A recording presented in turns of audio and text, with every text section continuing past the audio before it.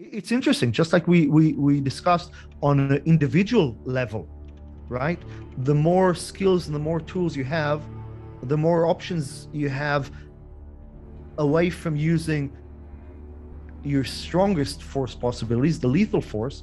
It works the same thing within organization structures, within the military. I've never had a time in my professional life where Americans have been more concerned about their own self-protection. How you take training, how do you take military style hand-to-hand combat training and then apply it to the civilian world? Well, today, in part 2 of my discussion with Ron Engelman, that's exactly what we go over. We talk about all these subjects. Ron is just a top trainer in Krav Maga for the IDF, and also an active IDF soldier, senior enlisted, very experienced, and he really shares just some incredible insights on how people really are applying this day in and day out. It gives a really good accounting of that. And I really enjoyed this part of the discussion. The whole discussion was great, but this one is very good because it speaks directly to you. It speaks directly to a civilian, and when and where you could apply this type of information. And it's always great to get perspectives from outside of the country, because we make these assumptions that there's a one-size-fits-all, and Ron and I talk about how that just isn't the case. So, without further ado, part 2 of my discussion on violence with Ron Engelman. Yeah, and what's interesting is very few people think about the aftermath. Even if you're successful, so even if it's just a one-on-one situation, you're successful. Oftentimes, there's aftermath to that. You have to deal with it. You don't always feel good about it. I mean, if you follow the code that we're talking about, then you'll know that you had no choice. That you were there because it's very well thought out. Where I've seen people go awry is people that have not thought that out. They've used violence, possibly justified, but they'd never thought about what that would mean. They have to live with it now, and it's interesting. It's interesting because I've even dealt with people who very, very successful military personnel, war people, great war record and everything, but they had something happen in civilian life and they just didn't feel good about it. They felt that they probably had other options that they did not use. And it's weird how something like that haunts them, Well, civilians, that's a whole different can of worms. It's, in civilian context, as a warfighter in military, there's this, what would be the word? It's there's a structure that exists to it. You're there, you have a mission, you know what or at least you've spent some time thinking and prepared for the likely possibilities that are there happening. You're there as a soldier with the understanding of that you're going to be that violence is certainly a possibility, a very likely possibility as part of your role. Your rules of engagement. It's very clear for you. Yeah. So things are somewhat clear. You have an understanding of who the enemy is, how they're going to attack you. But that being said, even nowadays, the big change that happened, those lines are getting more and more blurred. If in traditional warfare, the enemy had a uniform and would be coming at me as part of a platoon, it's very different now. It's very different now the way wars are fought, and I don't think it's going to go back. No. Things are changing. It's gone are the days where it's infantry against infantry. It just doesn't work like that anymore. And the armies around the world, they're developing. I was just in Spain recently in Madrid, and I got a chance to tour the gendarmerie, which is their equivalent of I don't know what the American equivalent for it. Here in Israel, we have Magav, which is kind of like border patrol. It's somewhere halfway between military and police. Right. And yeah, the challenges that they face with migration coming from Africa, coming from Syria into Europe, and Spain holds some territories inside Morocco. Right. And just the problems are completely different from what traditional military is built to face. And we have to adapt. And part of that adaptation requires good hand-to-hand skills that the soldiers need to have, because without that, it's going to be bad for both sides. The soldiers are just going to get destroyed and abducted, things like this that we deal with, stabbed by civilian populations, and also their responses are not going to be able to be proportional or reasonable responses. They won't be able to curb the force to the amount of force. It's interesting, just like we discussed on an individual level, right? The more skills and the more tools you have, the more options you have away from using your strongest force possibilities, the lethal force. Right. It works the same thing within organization structures, within the military. The more technology you have, the more intelligence you have, the more warning systems you have, the more non-lethal rounds and weapons and developed technology you have, the more options you have. But if all you have is,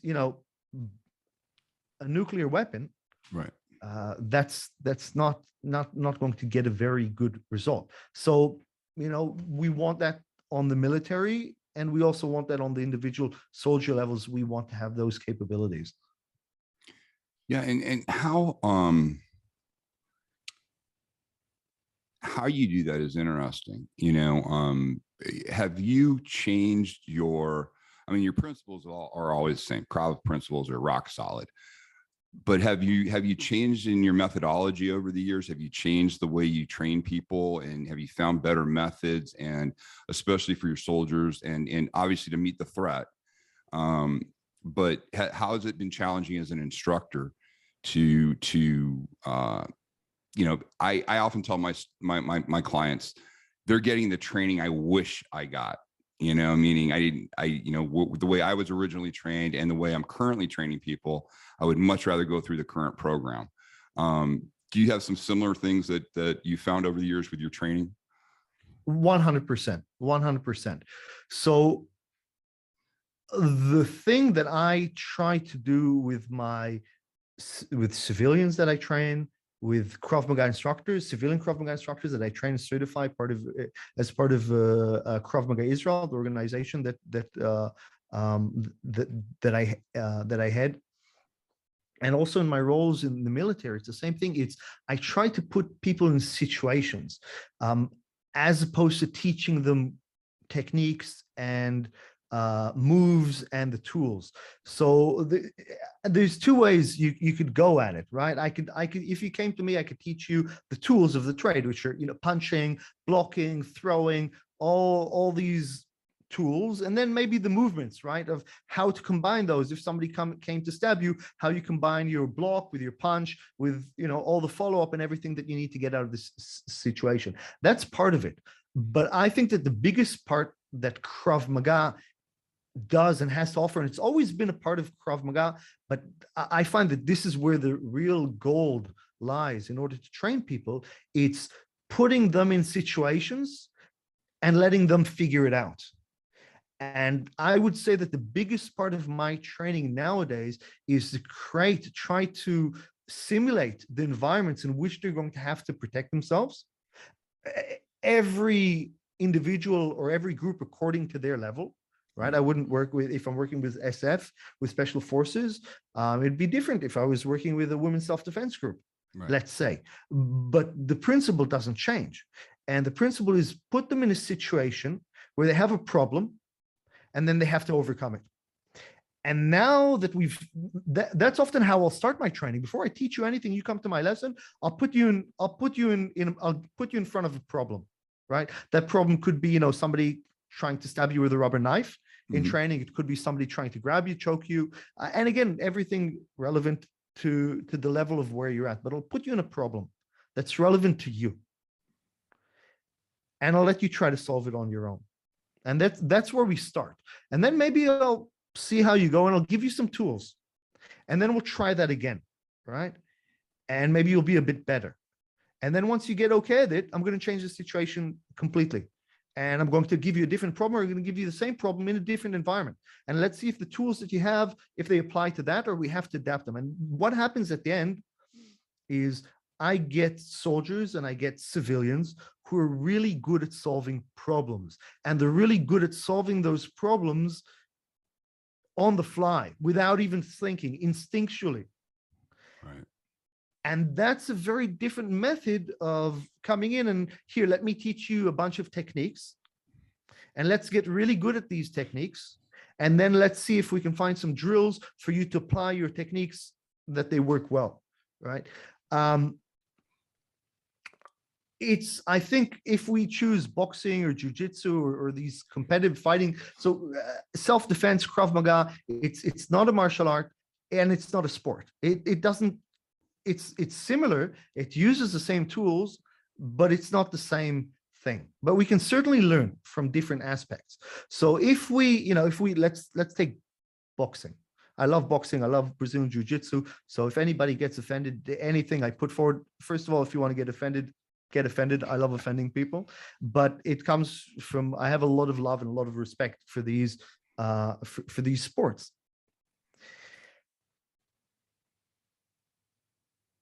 You come to boxing and I'm going to teach you the jab, the cross, the hook, the uppercut. I'm going to teach you some footwork. I'm going to teach you some head defenses. And then we're going to apply it in a scenario that's very good for these tools. In a boxing match, maybe we'll do some boxing sparring, right? I'm not going to start kicking you in the head because we're not doing kickboxing. We're doing boxing. That would be pointless. I'm going to put you in a situation I'm not going to teach you boxing and then come in with a double-legged takedown and try to smash your head in on the ground, because we're not doing that. We're doing boxing. Right.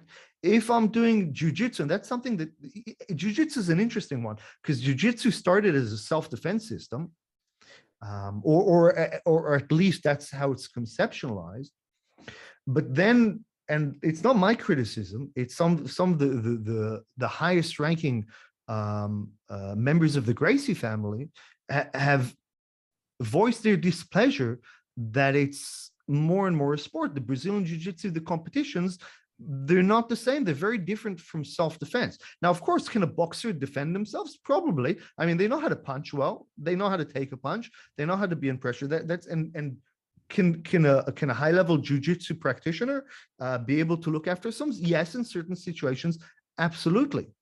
But it's not the same. It's not a crossover, right? Because what I'm doing is I've taught you the moves, or I've taught you the art, and now I've formulated a competition which showcases our style the best, right? So we're going to put you in a situation where jiu-jitsu works really well, right? We're not going to lift people up and slam them on the floor because that'll injure people. We're not trying to do that. And also, if you try pulling guard and somebody we're not going to start punching each other in the face. That's MMA. That's not Brazilian Jiu-Jitsu. And a lot of the stuff that we want to focus on and do in Brazilian Jiu-Jitsu goes out the window the moment we start punching. Right. We don't get to do that in self-defense. In fact, we have to do the opposite. I'm going to put you in a problem. I'm going to teach you some tools. And the moment I see that my tools are working a little bit too well in the simulation, I know that I have to change it up. I'm going to constantly try to make you fail. Not because I hate you and not because I'm an asshole. It's because I need to constantly challenge you. The moment that and myself too in my training, the moment I see that everything is working fine, I know that the drill is no longer good for me. I'm no longer developing and learning, and I need to change it up. I need to find how to make myself fail. And then once I fail, I can learn from that. It's certainly at the black belt level and the advanced level in Krav Maga, but it's also the beginner level. And I guess I teach towards that. Because that's a problem. If I come in with techniques, I want to give you techniques, I'm naturally going to choose the drills in which the techniques work really well. Right. A good coach needs to have a balance. We can't finish every single training where, you finish the class and you go, this is completely frustrating. I feel like I'm not getting anywhere. I'm just getting killed every single training session. We do need to have some competence, but also we need to come in and approach it with humility and go, the moment that I feel that I've figured it out, that means that I'm missing something. Yeah, it's the concept that I say to my students all the time is you need to be comfortable with the uncomfortable. You know, you need to be uncomfortable where most people are uncomfortable, and that, you know, constantly challenging yourself like that, applying what's great is when you give rock solid principles, which I know you do, it's interesting to then change up, you know, the scenarios to see how they're going to apply those principles. And what's interesting is they learn, hey, the principles are always there for me. But how I'm going to apply the principle is going to really vary on what I'm facing.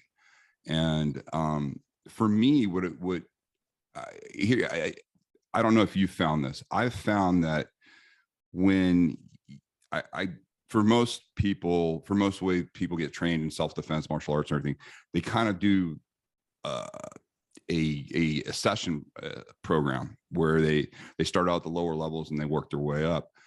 I've found it much easier, especially with my military and law enforcement operators, to start at lethal and then go down. And what's interesting about that is when you've covered lethal correctly and you've covered the serious parts correctly, they understand the lower levels much better and they're more comfortable with it because they understand what a lethal threat is. They understand when they'd ever need to use that information. And therefore, what we found was with our people was when they were trained at the top first and then down, down the line, we had less incidences of liberty risks, like guys off duty trying to get in fights to see if it works. And with the law enforcement officers, we had less incidences of excessive force because they were far more comfortable with that. Whereas when before, oftentimes what would happen is they'd be really good at lower level stuff, pain compliance and all of that, and hurting somebody, but not really injuring. But what was interesting was when we got to the lethal side of things, where it got to where the operator can absolutely use everything to protect themselves in a lethal situation. Oftentimes that was really non-specific information, meaning they'd say something like, do whatever it takes, or, and they wouldn't give real specifics on where to go, what gets a result and everything. I found that when sane, socialized humans really truly understand trauma to the human body and really understand what would be done if you're successful, they inherently, you're not going to break your moral code. You inherently understand, hey, it'd be a rare occasion where I'd ever want to use that information, but I'm glad I have it. Yeah, 100%. If you don't have the tools to defend yourself, then everything is a potential mortal threat. And the moment I have more and more skills and I'm comfortable at protecting myself, then I can deal with things differently. It's like, if you can't protect yourself, then there's no point even control and restraint techniques. Like, you're not even there. That's hard. That's actually the hardest stuff, of taking people on the ground, holding them down, controlling them without hurting them and without having them turn on you and pull out a blade and stuff. The good news is that civilians don't really need a lot of that knowledge, but for law enforcement, it's critical. But the first stage is to be able to protect yourself without using a firearm. And then it goes into another, especially in the US, like if you're carrying around a pistol, you damn well should be able to retain it. Absolutely. Because the worst nightmare should be somebody pulling off if somebody fights you and gets the pistol off of you and, let's say, shoots you, you know what? I'm not going to say you deserve it, but you don't. But yeah. But that's just you and them. But if now they take their pistol and they start shooting up the shopping mall with your pistol, that's also on you.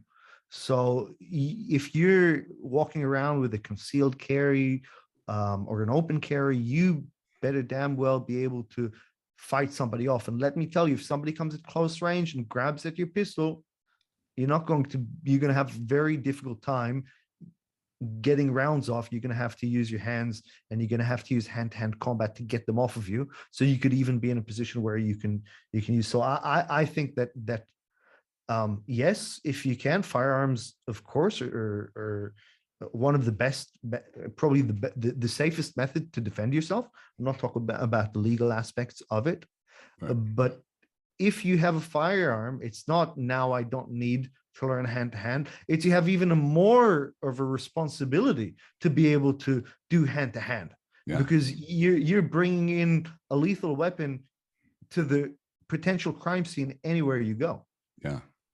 No, it's a huge responsibility, and that's absolutely true.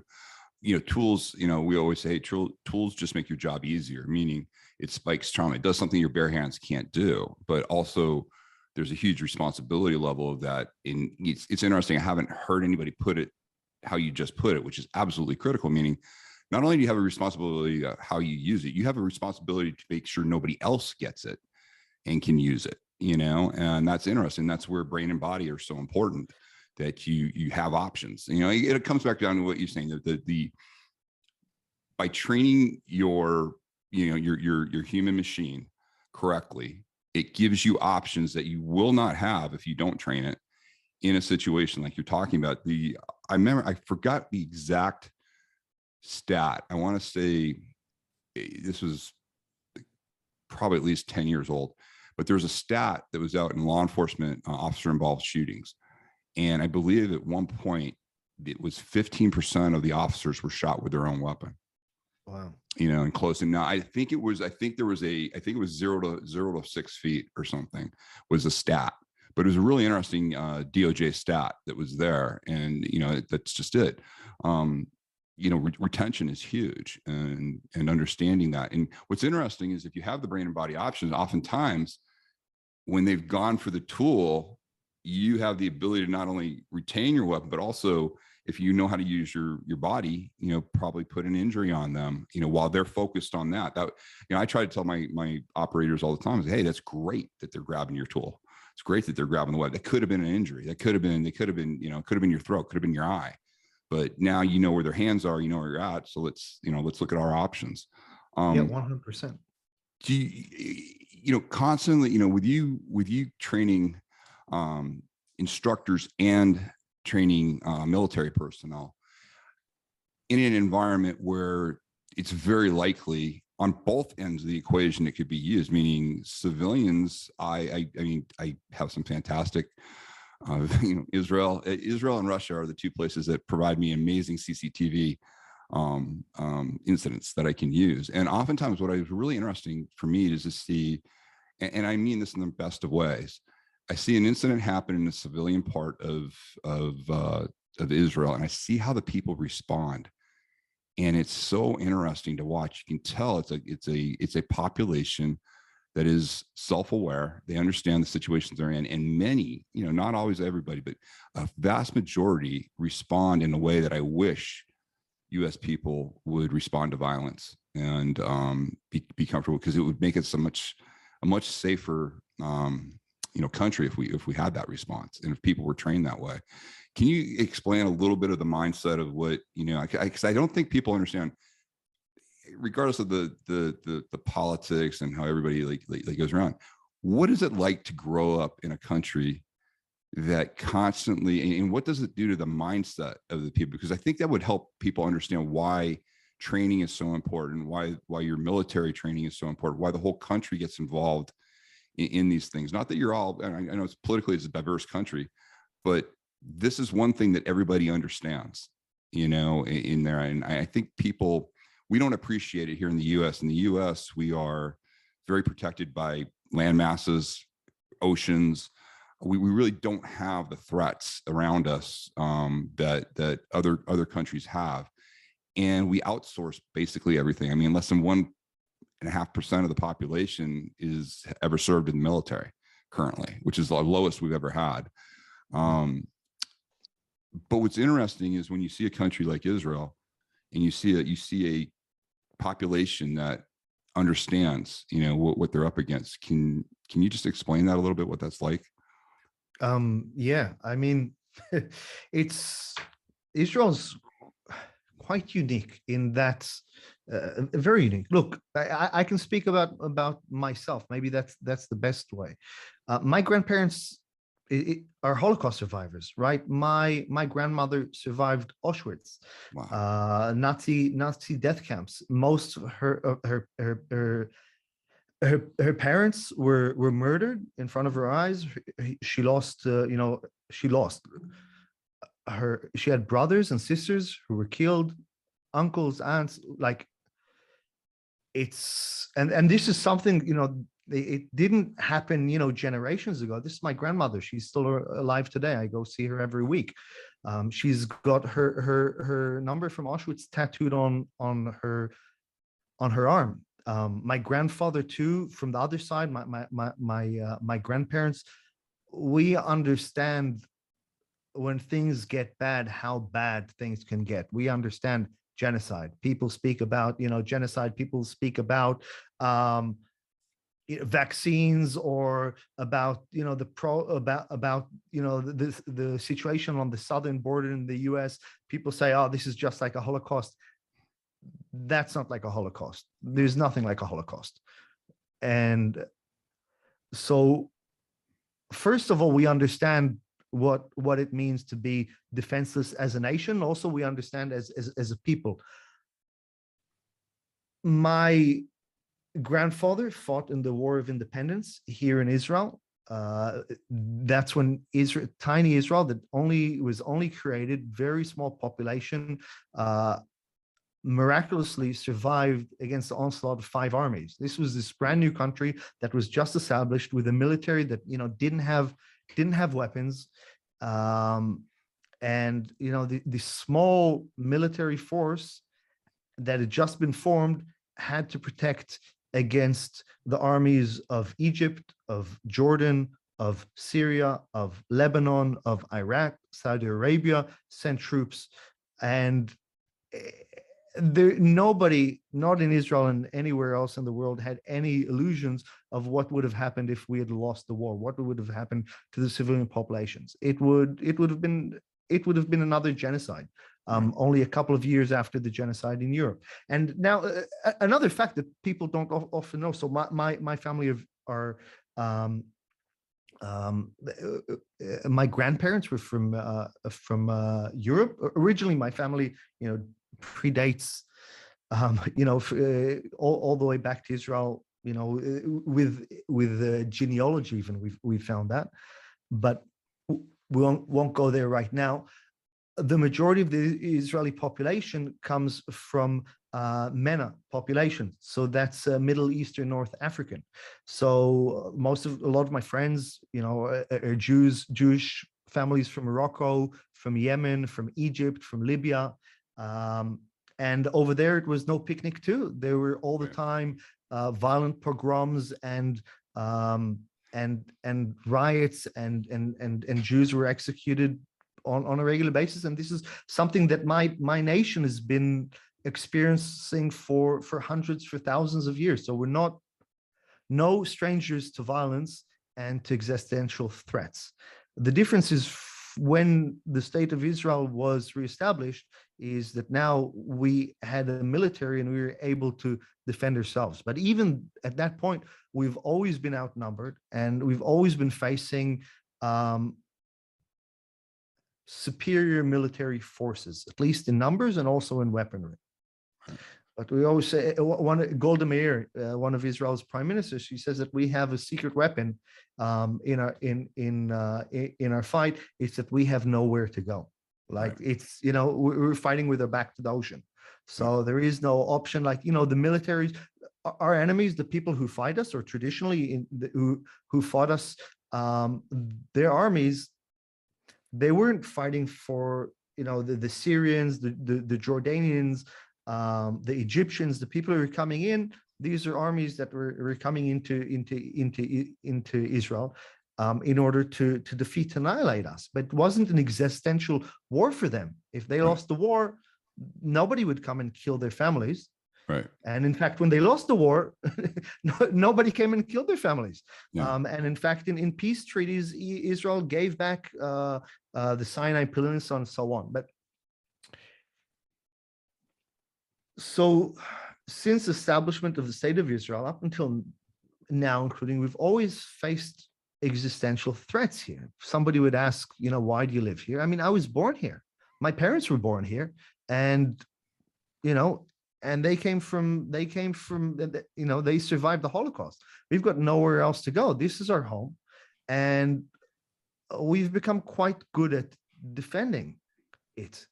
And it's certainly better. I mean, we've lost so many. I've lost friends. I've lost quite a few friends in combat, and I've lost friends in terrorist attacks.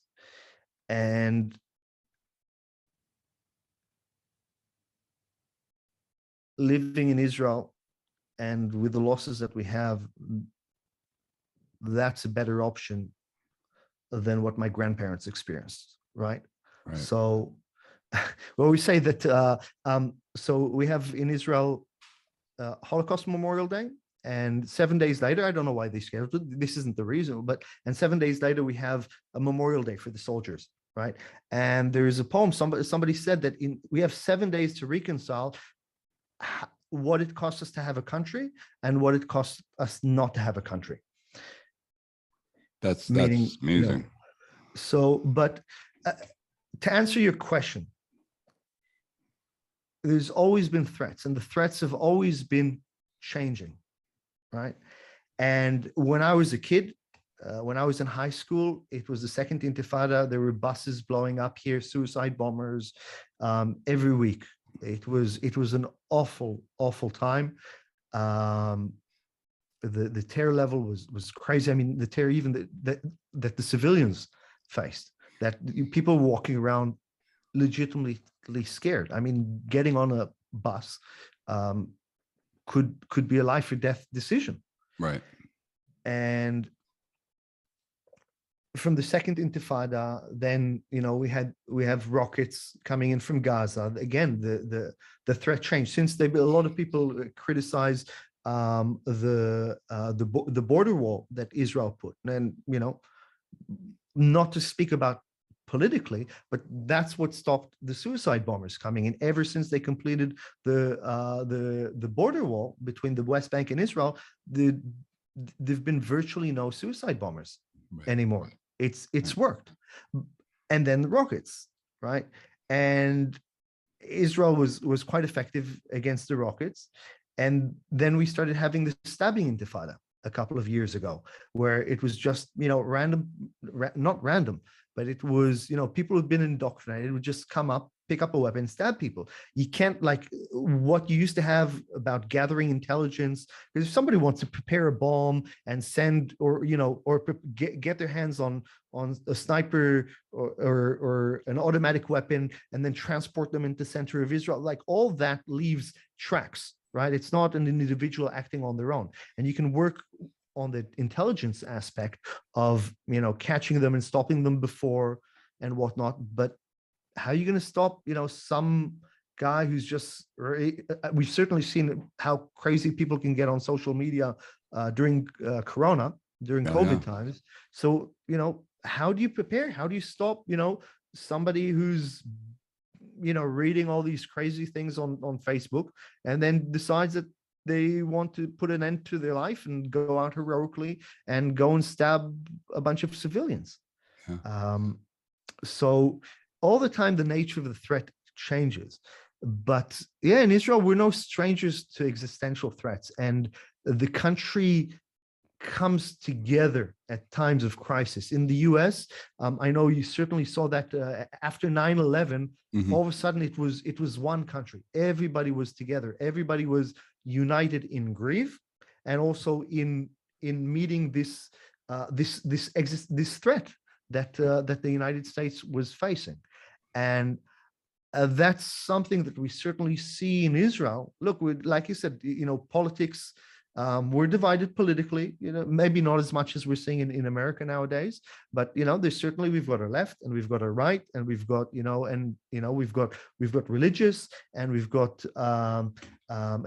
atheists, and you've got Israeli Arabs, and you've got Druze, and you've got Christian, and we have such a, different population, which is beautiful. It's so nice to have all these different cultures, and we have Jews that have come from all over the world, from Morocco, from Poland, from Russia, from Yemen. But when we're under threat, everybody comes together. Yeah. If we pull that to the tactical side of it, yeah, I mean, okay, maybe one thing that's different in Israel, as a soldier, when you go home, and I'm talking about when you're on active duty, Right. you take your weapon home with you. You'll take your M4 home on the bus. Right. I remember I had a friend who came, actually, it was my wife. The first time she came, when I met her, I was living in Australia at the time. Mhm. And first time I took her to Israel, she goes, I feel so safe. There's so much security everywhere. Everybody's walking around with weapons. I'm like, that's not security. These are just soldiers on their way home on leave, you know? Yeah. They're just going home to their parents. And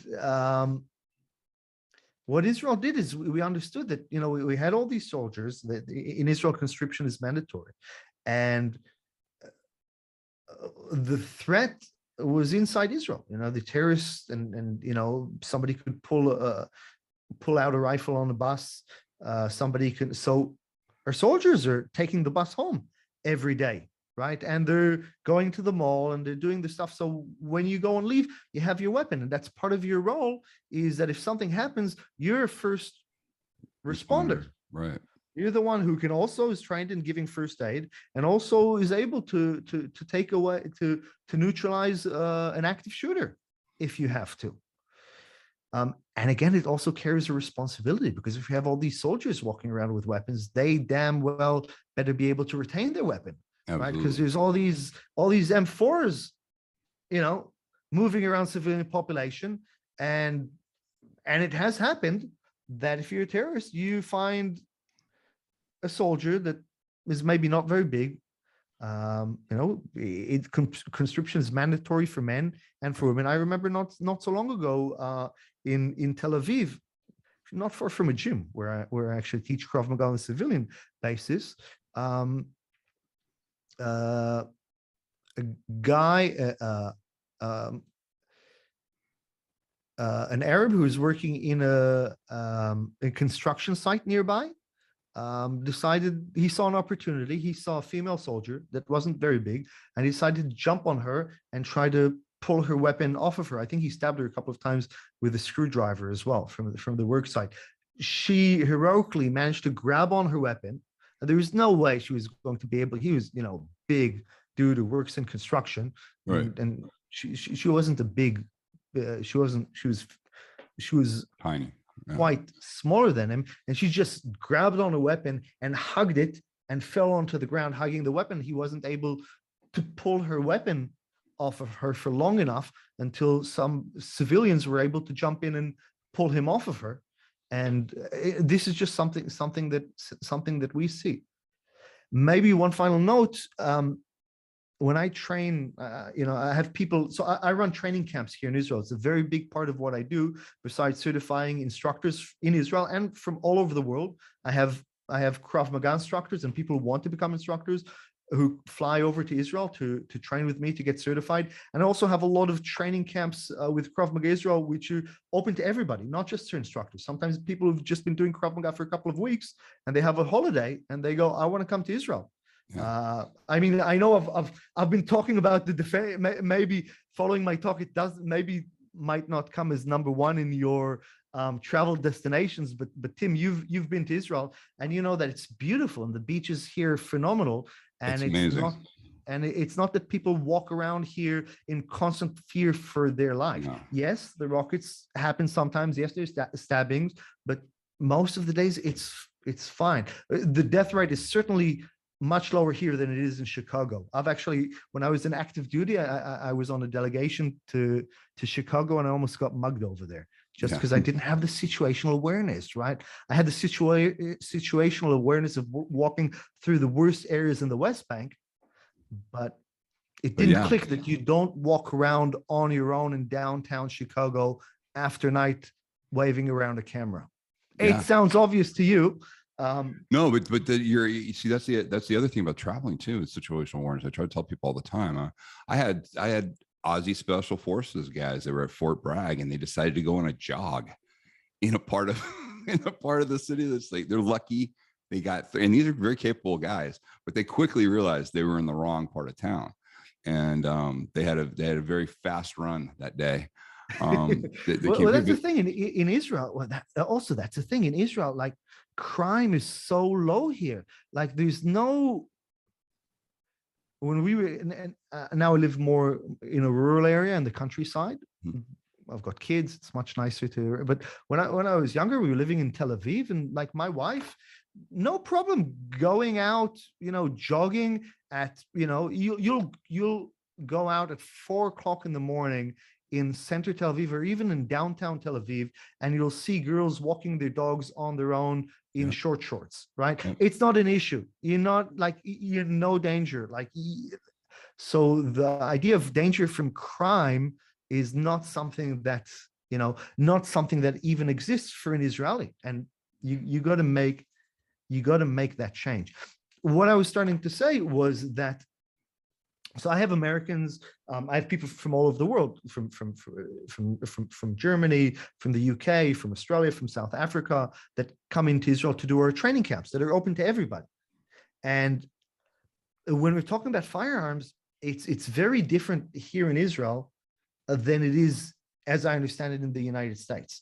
For example, something that blows the mind of Americans is we don't carry with a pistol with one in the chamber. Right. And I know that's like blasphemy for you got a very good reason for that, though. For Americans. But it's because the reason I'm carrying a pistol is different. It actually connects to what I was just talking about. It's not everybody can get a license to a pistol. It's funny because when you go into the army, you get an M16 or an M4, and you go in and serve. But when you finish your army, you give it back. You want to get a pistol license, you can't, for the most part. You can if you're living in a border area, which is dangerous, or you can if you're above a certain rank in the army. That's why I carry mine, and this is done so that we're, again, first responders. So I carry my weapon not because I'm afraid somebody's going to attack me. I mean, look, I don't know if people are listening to this on audio or seeing on video. I'm not the scariest guy in the world, but I'm bald, I've got a beard, I'm not a small guy.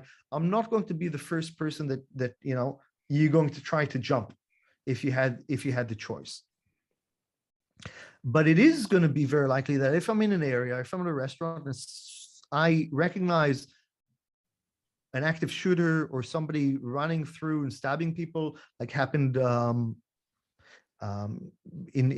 London, the London Right. bridge attacks. I've got a word to say about that, because somebody who's a survivor came to train with me afterwards, which is quite an interesting story. Oh, great. But you have somebody moving through the crowd, stabbing people. That's when I pull out my weapon. And I have, of course, the luxury of, as I'm running and closing in the range, to be able to lock and load and to be able to take out the target. If I'm the one expecting to be attacked, that's when I'll carry with one in the chamber, because that's when it's going to be critical. Now, you can agree or disagree, but my point is that when we carry in Israel pistols as a civilian, if I carry a pistol, it's not in order to defend myself. It's in order to defend others. Yeah. And that's a very foreign concept to US firearms people, the firearms culture here. It's solely, secondarily, we would think of that. Secondarily, we would think of it going to assist and going to help and being a first responder. Whereas, for us, it's mostly for our own, self-protection is what the thought process is. But I mean, see, that's interesting too. What's interesting is it makes so much sense, from a cultural standpoint too, that you do that. And that's why I try to tell people all the time. The interesting part of having these discussions is I've talked to people from various countries that are in our business, and do stuff. And, you find a subject matter expert, and what's interesting is how they have to operate within their world and how their population looks at violence. And it makes for really interesting discussions. That's why I love doing these, because, people think there's a one size fits all when it comes to, training, and when it comes to the approach to violence. They try to really simplify it. And there's a lot of nuance in how you'd ever use your training. And granted, when I was younger, it was a lot easier. I was military, and we just, we were much more liberal with using our training. Let's put it that way. And we have more opportunities to use it, professionally. What's interesting is on the civilian side, I think if more people took the approach that you take with your soldiers, and that's how they approach their self-protection. I think if people built from their brain and their body first, and then outward after that and everything, I think you'd have people that would make much better decisions, lifestyle decisions. I've found that the more trained somebody is in my civilian world, the better behavioral changes that come about them. They don't take the unnecessary risk, stuff they used to do. The feedback that I love to get is when I get that email from somebody saying, "Hey, Tim, I want to tell you about this incident. The old me would have done this, but after going through the training, I was able to get myself and my family out of there long before, anything went, south." And to me, as an instructor, that's the greatest feedback I can get from somebody. Okay, that's a great place for us to stop for part 2 of this interview. Part 3 is next. Again, Ron really gives some just great insight on, the difference between military use, civilian use, things you have to think about. It's just outstanding. So I hope you're enjoying this, because it's hard. There's a lot of people that say they train Krav, and they train the military and all this. This is actually a subject matter expert that lives in Israel, is training Israelis, and is just ongoing. So it's great to get it right from the horse's mouth. Hope you're enjoying it. Listen, go to timlarkin.com, give us your email, start building your own self-protection strategy for you and your family. Please subscribe to the channel. Please share videos like this. They're a lot of work to put together, and I really appreciate your support. So until next time, stay safe.